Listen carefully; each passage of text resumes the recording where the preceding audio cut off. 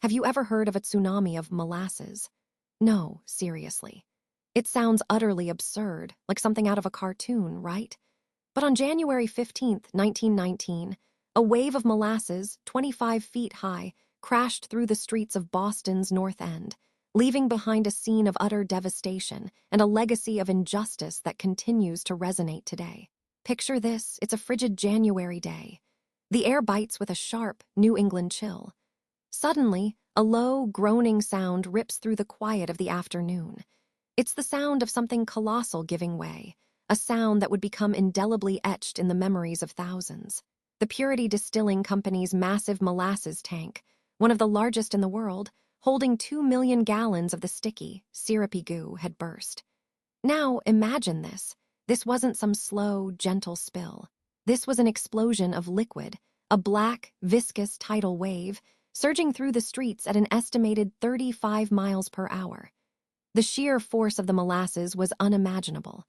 Horses' pulling carts were swept away like toys. Buildings were demolished. People, men, women, children were caught in the molasses' relentless, suffocating embrace, tossed around like rag dolls. The scene was utter chaos. Imagine the screams, the sticky, suffocating darkness, the sheer terror of being overwhelmed by this unstoppable, viscous tide. People were trapped, drowning in a sweet, sticky death. The official death toll was 21, but the actual number remains unknown, likely much higher.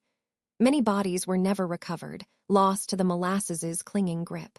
We're talking about a disaster that was so traumatic, so utterly bizarre, that it's largely been forgotten, erased from the collective memory.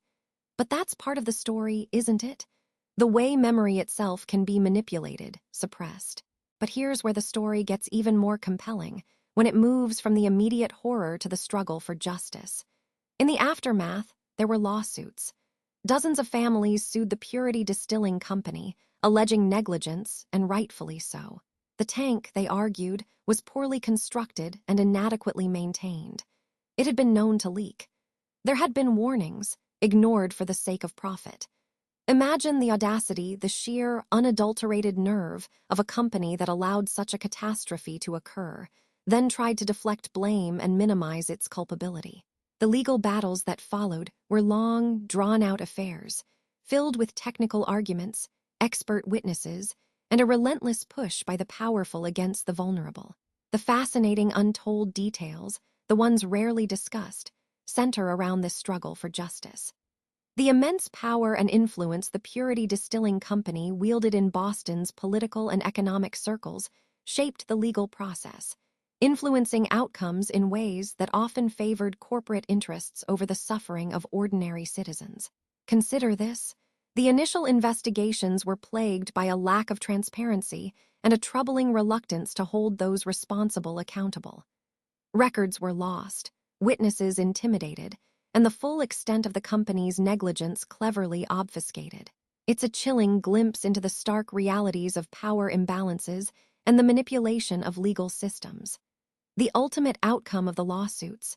There were settlements, of course, but they were far from adequate compensations for the suffering endured.